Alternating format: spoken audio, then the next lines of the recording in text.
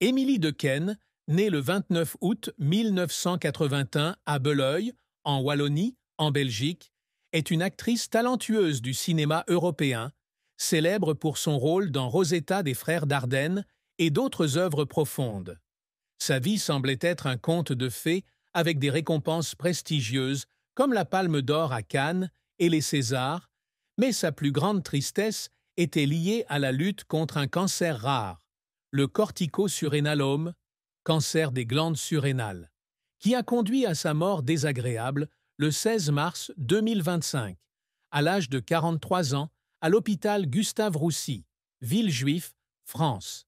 Cette tristesse n'est pas seulement une douleur physique, mais aussi une douleur mentale, car elle a dû abandonner sa carrière à son apogée, loin des projecteurs qu'elle aimait, et laisser sa famille, son mari Michel Ferracci, sa fille Mila Savares et ses parents Daniel et Brigitte Dequesne dans une perte irréparable. Émilie a rendu publique sa maladie sur Instagram le 22 octobre 2023, révélant qu'elle avait subi une urgence médicale en août de la même année. « J'ai été confrontée à quelque chose de très grand, de très effrayant, et pourtant je suis toujours là », a-t-elle écrit. Après avoir déclaré une rémission, guérison temporaire, en avril 2024, l'espoir imaginaire est revenu. Mais en décembre 2024, dans l'émission 7 à 8, elle a annoncé que la maladie était revenue. La rechute n'a pas seulement été un choc pour sa santé, mais aussi la douleur d'être remplacée dans un projet de film sans préavis, ce qui lui a donné l'impression que l'industrie qu'elle aimait lui avait tourné le dos. Dans sa dernière publication sur les réseaux sociaux, elle a partagé « Je n'ai pas peur de la mort, mais je suis triste de ne pas pouvoir continuer à raconter des histoires à travers l'écran. » Cette tristesse était l'aboutissement d'un voyage de sueur et de larmes, lorsqu'elle a dû dire adieu à la vie avec ses proches. Une autre tristesse est le sentiment de regret de ne pas avoir pu passer plus de temps avec sa fille Mila, née en 2002 de sa relation avec Alexandre Savares.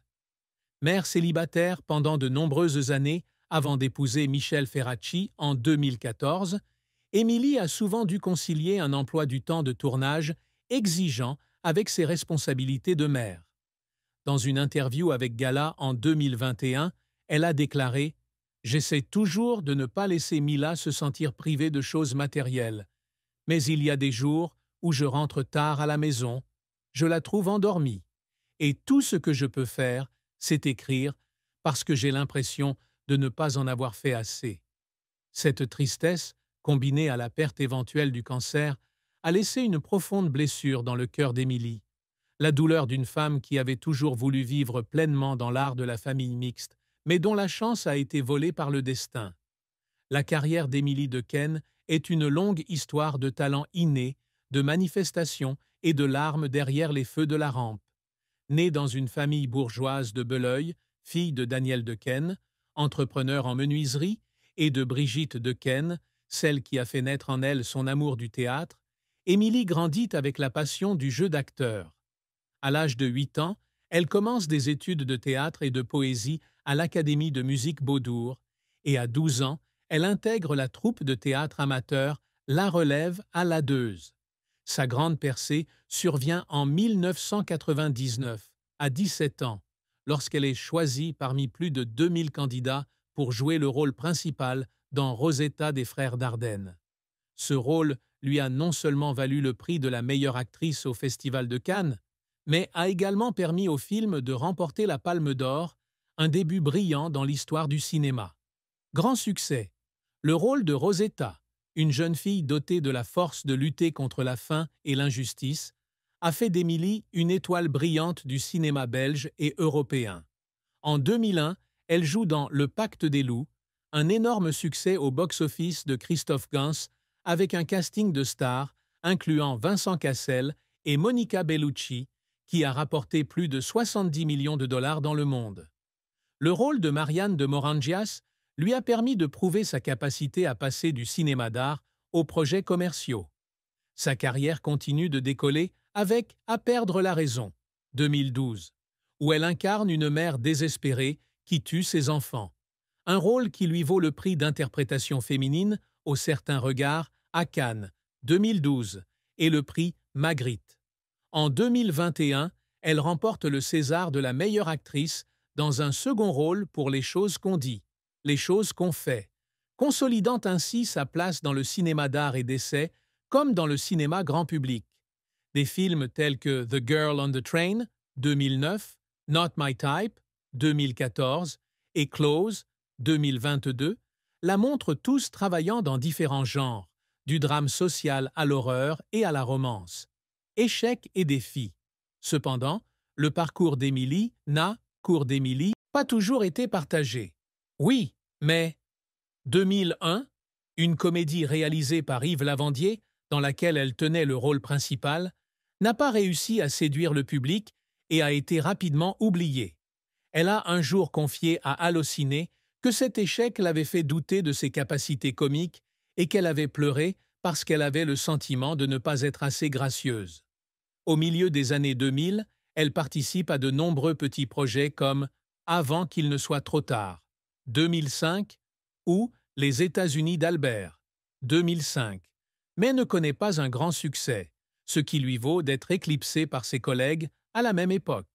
Sa bataille contre le cancer depuis 2023 a également été un revers majeur dans sa carrière, la forçant à répondre à de nombreux rôles potentiels, dont un projet qui a été remplacé sans préavis.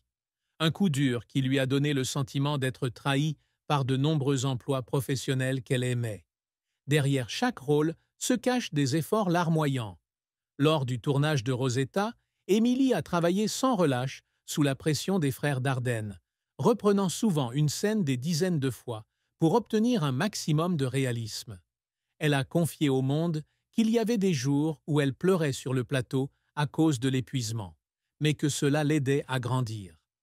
Pour nos enfants, elle s'est penchée sur la psychologie de la dépression post-partum en rencontrant des experts et en lisant des centaines de documents, un processus qui l'a fait pleurer d'empathie pour les personnages.